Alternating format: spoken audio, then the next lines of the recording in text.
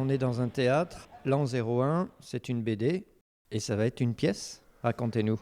En fait, on est en train d'adapter du coup l'an 01, la BD et le film aussi, parce qu'on se sert de toutes les matières de GB.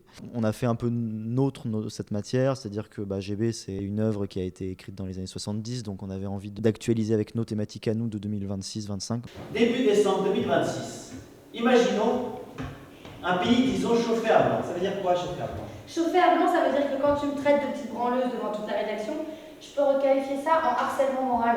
On intègre les questions numériques, les questions géopolitiques, on intègre aussi d'autres questions politiques sur lesquelles GB a quelques angles morts, par exemple. Et du coup, on fait quelque chose qui soit un peu notre en 01. Il comprend que quelque chose ne tourne pas rond. Il sent que quelque chose d'étrange est en train de se passer. Peut-être même quelque chose de grave.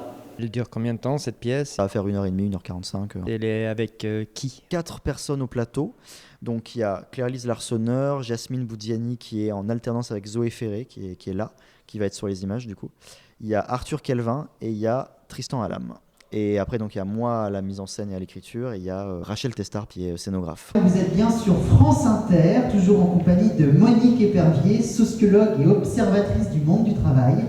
Mais pour l'heure, nous sommes le lundi 2 décembre, il est 7h50, place au billet d'humeur de Raphaël Armando.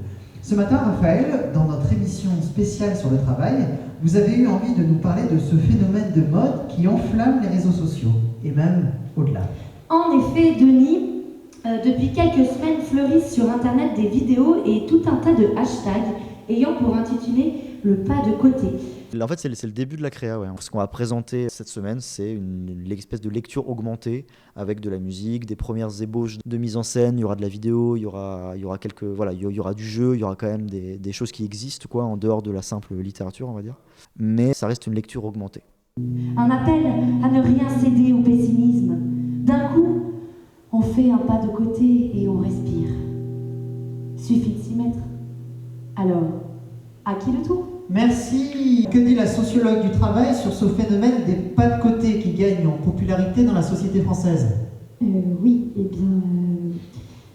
Bon, déjà, je crois que ce que ça révèle, ces vidéos, c'est qu'il y a du malaise à vivre, et tout particulièrement au travail. On n'a pas dit le nom de la compagnie. La compagnie Candole. Voilà, on est une jeune compagnie lyonnaise qui existe depuis 2022. Et après l'Élysée, qu'est-ce qui se passera? On va être dans un an à l'Assemblée artistique, donc à Lyon toujours, qui est un lieu qui va nous accueillir pour faire de la création plus technique. Donc on va tester la scénographie et faire une création lumière et son à ce moment-là. On vise une création, donc sortir le spectacle à l'automne 27, en gros. C'est un peu ça l'objectif. Et sinon, entre maintenant et du coup de l'année prochaine, on va être au studio de la Croix-Rousse pour travailler le jeu, travailler un peu la mécanique de la pièce qui est très écrite, qui est très rythmique, quoi. Du coup, va falloir passer du temps sur ça.